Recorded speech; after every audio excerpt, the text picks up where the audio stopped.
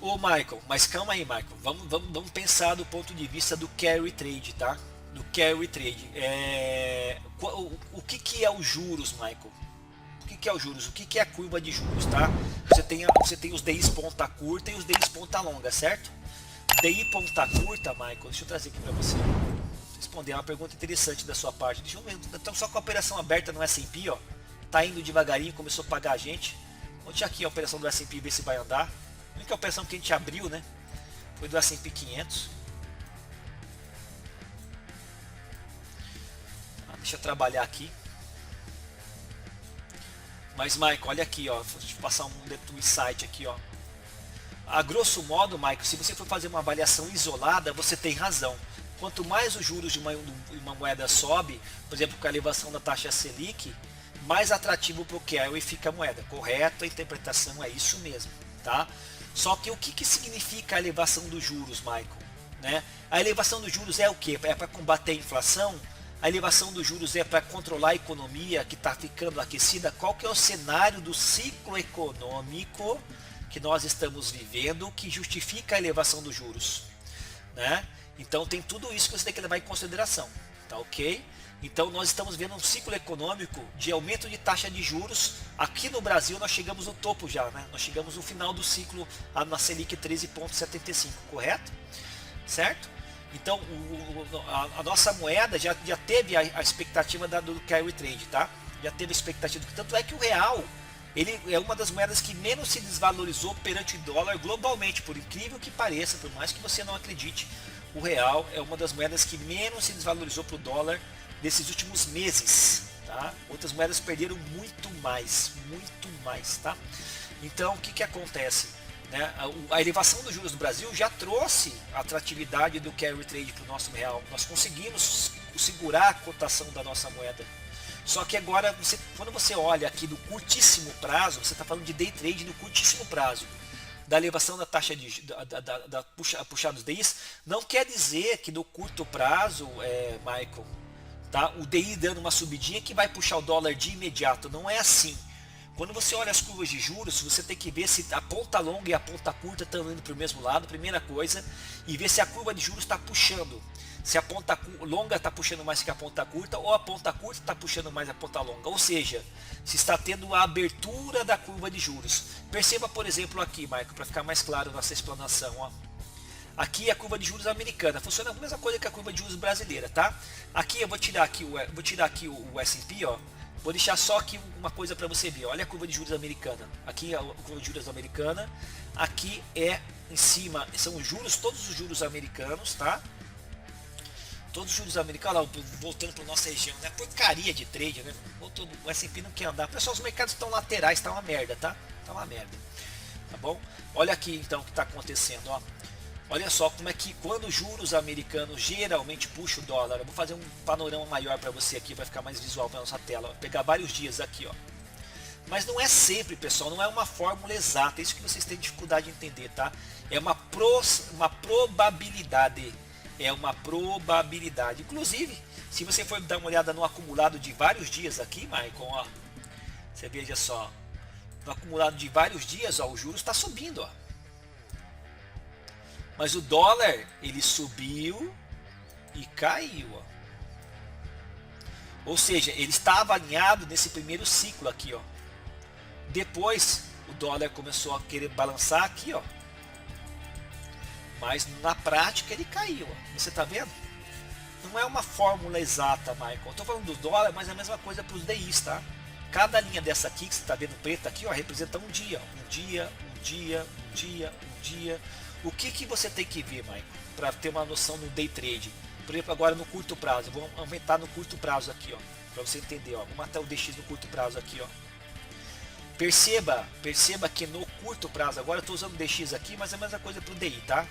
Perceba o que está acontecendo, tá? Olha no curto prazo a minha tela que eu vou explicar para você, tá? E é bom que é uma dúvida muito recorrente, aí todo mundo tira só. Olha lá o S&P, eu tô rico, tô pobre toda hora no S&P, né? Então olha o que acontece, você percebe que o dólar está de lado, o dólar está de lado, né? Olha só, o mercado está totalmente lateralizado, Maicon, ó. Está encaixotado. Agora olha no curto prazo o que está acontecendo com os DIs, tá? Com os yields dos Treasury Americanos, os juros. Eles estão caindo, ó. Se esses DIs continuarem a cair, existe a probabilidade do rompimento deste range ser para baixo. É assim que você usa a curva de juros. Existe a probabilidade do rompimento desse range ser para baixo. Primeiro fator. Ou, nesse cenário, Michael, nesse cenário também, diante desse patamar agora, o que você pode fazer, meu querido? Né?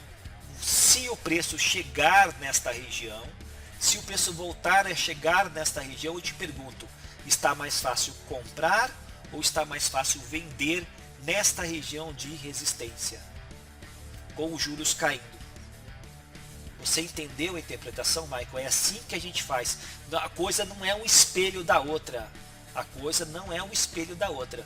Nesse cenário, se os juros continuam a cair e o dólar vem testar essa região de resistência aqui, Michael, se aparecer um gatilho de fluxo, uma absorção, uma exaustão, uma inversão de fluxo, a gente vende o dólar aqui, ó.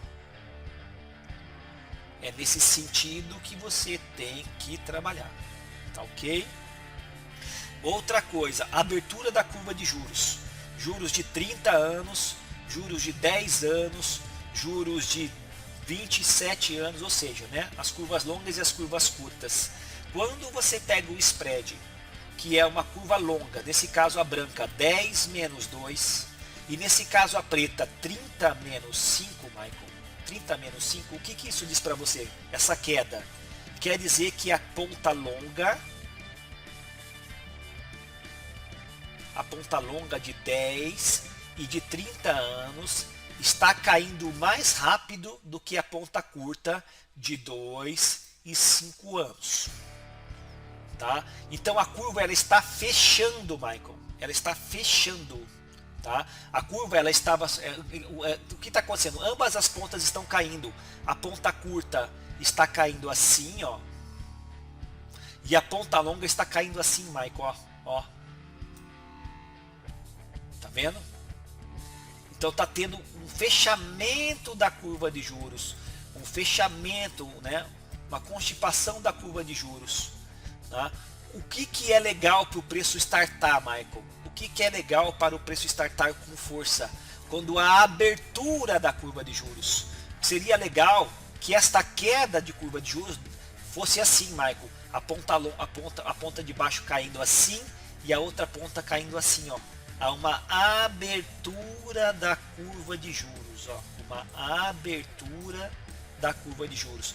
Quando a curva abre, perceba que as duas pontas estão indo para o mesmo lado, tanto a ponta longa quanto a ponta curta. As duas pontas estão indo para o mesmo lado. Contudo, quando há a abertura da curva, isso faz mais preço. Isso faz mais deslocamento de preço, tá? Então é isso que você tem que olhar nas curvas. Você não deve ficar olhando os DIs brasileiros. O DI subiu, o dólar vai subir. O DI não é só isso. Existe uma correlação sim, mas ela não é fidedigna. Ainda mais em time frames pequenos. Vamos olhar agora para o dólar. Aqui o pessoal não está tendo operação, tá? Não está tendo operação, eu não estou nem operando, tá? Eu estou só olhando aqui, dando aula para vocês, tá? Tá horrível o mercado, não vou ficar operando nada não, tá? Então aqui, ó. Não vou ficar caçando um fio de cabelo em novo, tá? Vamos olhar aqui agora o mercado brasileiro, tá? O mercado brasileiro aqui para vocês, ó. Vou tirar todas as correlações aqui para não ficar uma coisa poluída, tá?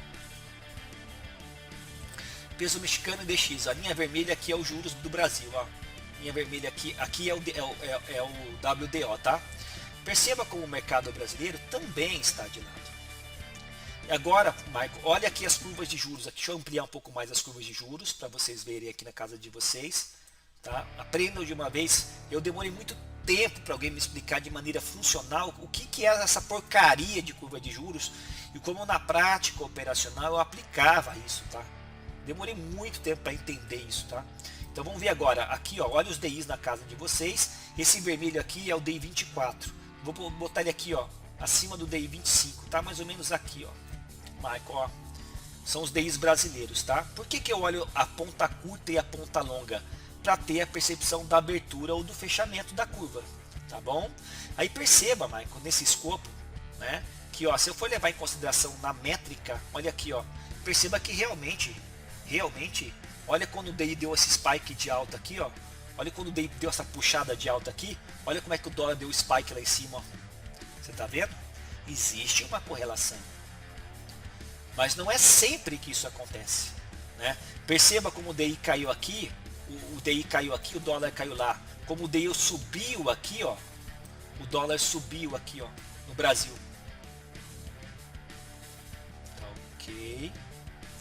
E aí, Michael, dentro do cenário atual, do contexto atual, o que significa responder naquela questão do carry trade?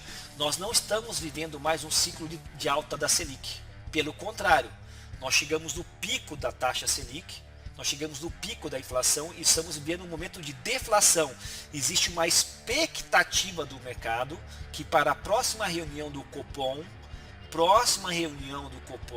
haja a diminuição da Selic. Você concorda? Você concorda? Sim. Beleza. Então, o que significa o juros subindo, principalmente na ponta longa? O que é a ponta longa dos juros e o que é a ponta curta dos juros? A ponta curta dos juros representa os juros de curto prazo, a própria expectativa do mercado com relação à Selic. E a ponta longa, de 10 anos mais, representa o risco Brasil. O risco Brasil. Se nós estamos vivendo um momento de deflação, onde existe a expectativa da diminuição dos juros, quando o juros sobe, trazendo fluxo para a cotação, o dólar ganhando força contra a nossa moeda, o que isso significa agora? Significa o aumento do risco. O mercado está prevendo lá na frente o aumento da estabilidade econômica do país. Por isso que os juros sobem. E quando os juros sobem nesse momento de macroeconômico, não é força para o carry trade, como você está falando, porque o ciclo econômico que nós estamos vivendo agora é de manutenção da Selic na máxima ou até mesmo a diminuição da taxa Selic. Nesse sentido, os juros não significa atratividade para o carry trade. Nesse sentido, o juros significa risco Brasil a médio e longo prazo. Porque o que é o juros, gente? O que o juros significa? Grave essa aula, estude isso aqui, todos. O juros é o prêmio pago pela bolsa, pelo governo brasileiro nos títulos públicos. Como é que o governo se financia? O governo se financia vendendo títulos públicos. O governo vende título para levantar grana. E qual que é a vantagem do estrangeiro comprar o título? É o juros pago. Juros pago. Então, quando o risco do país está muito alto, para que o governo consiga vender os seus títulos, ele tem que pagar cada vez mais prêmio de risco. Ele tem que pagar cada vez mais prêmio de risco para que vale a pena o estrangeiro vir aqui no Brasil e comprar o título público. Lembrando que quando o preço do juro sobe, o preço do título da renda fixa cai. São antagônicos, tá bom? A rentabilidade do título cai. Quer dizer, o preço, aliás, do título cai. Tá? Então, se o governo está tendo que pagar mais juros para trazer o investidor na compra de títulos, quer dizer que o risco Brasil está ficando maior, segundo a expectativa do estrangeiro para o futuro. Você está entendendo? Exatamente, Wagner. O mercado de juros é o verdadeiro mercado futuro. Então, tudo isso, pessoal, vocês têm que saber. Não é porque o juros está subindo que está trazendo atratividade para o carry trade, porque nós não estamos mais no contexto de elevação de juros na taxa Selic. Agora é diferente do Fed, né? Você vê o Fed lá, no momento de elevação de taxa de juros, toda vez que tem decisão de política monetária e o mercado americano prevê que o Fed vai ter um tom mais hawkish na elevação de juros, o que acontece com o dólar? O dólar ganha força. Era o que estava acontecendo com o Brasil, só que nós não estamos mais no ciclo de alta. Nós não estamos mais no ciclo de alta. Então, a expectativa de juros futuro mais alto é prêmio de risco. O mercado está prevendo uma economia mais fraca no futuro. E isso o dólar ganha força contra a paridade, o real USD, o USD-BRL. Tá bom? Então, realmente é nesse sentido que você tem que usar a curva de juros. Você não deve usar a curva de juros meramente com um gatilho de entrada seca. Olha aqui, ó, o juros está caindo no curto prazo e agora eu vou vender. Sim, você pode pensar dessa forma.